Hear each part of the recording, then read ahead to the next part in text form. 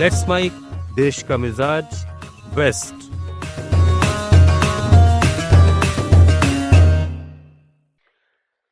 Let's mic देश का मिजाज और खबरें पश्चिम भारत से। सबसे पहले बात करेंगे राजस्थान के पूर्व मुख्यमंत्री अशोक गहलोत की। उन्होंने सोनम वांगचुक की गिरफ्तारी को लेकर बयान दिया है। जयपुर में पत्रकारों से बात करते हुए गहलोत ने कहा कि वांगचुक बड़े एक्टिविस्ट हैं और शिक्षा के ऊपर, पर्यावरण के ऊपर, अनेकों सब्जेक्ट पर वे एक्टिविस्ट की तरह काम करते हैं।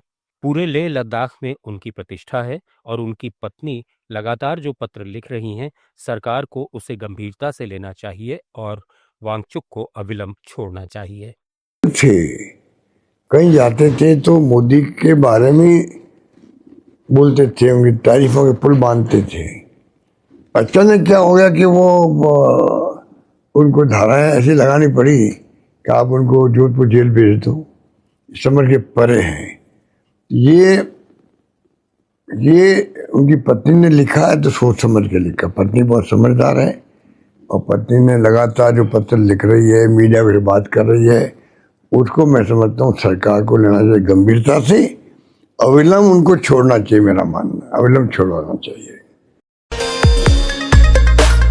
राजस्थान में एंटी गैंगस्टर टास्क फोर्स ने ओडिशा से तस्करी के लिए लाई जा रही 5 करोड़ रुपए कीमत की गांजा खेप जब्त की। टीम को सूचना मिली थी कि एक कंटेनर ट्रक में गांजा लाया जा रहा है।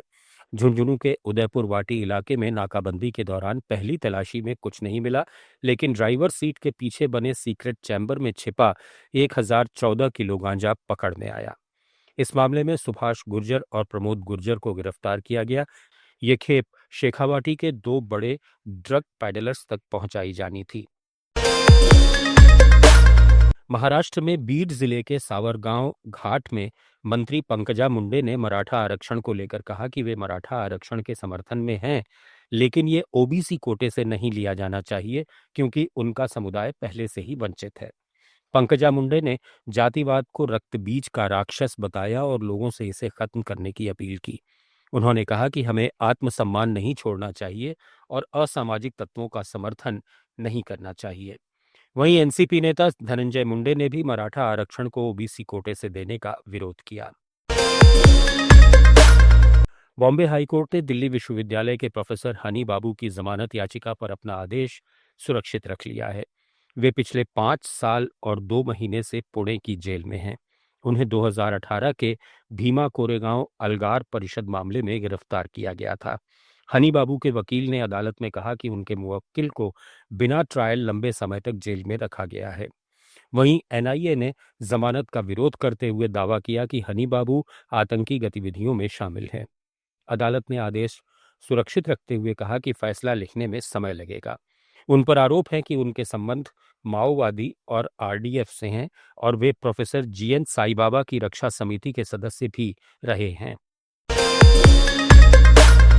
गुजरात की गांधीनगर राज्य निगरानी प्रकोष्ठ पुलिस ने पंचमहल जिले के चांचपुर गांव में करीब 53,000 शराब की बोतलें बरामद की, जिनकी कीमत लगभग 1 करोड़ रुपए बताई जा रही है। इसके साथ ही 4 वाहन, 4 मोबाइल फोन और 5,200 रुपए नकद भी जब्त किए गए। इस कार्रवाई में ललित कुमार, भरत भाई परमार और एक किशोर को गिरफ्तार किया गया है, जबकि मुख्य आरोपी समेत 13 लोग अभी फरार हैं। गुजरात के अहमदाबाद में गुजराती डिजिटल न्यूज वेबसाइट के पत्रकार दीर्घायु व्यास के खिलाफ क्राइम ब्रांच में 10 लाख रुपए की रंगदारी मामले की शिकायत दर्ज कराई गई है।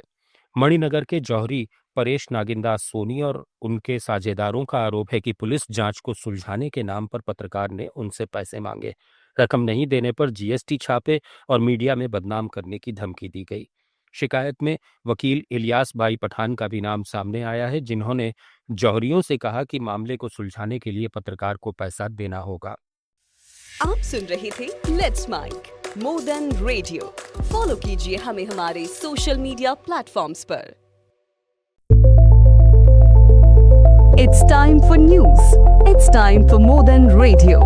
Presenting the first radio news app, Let's Mic.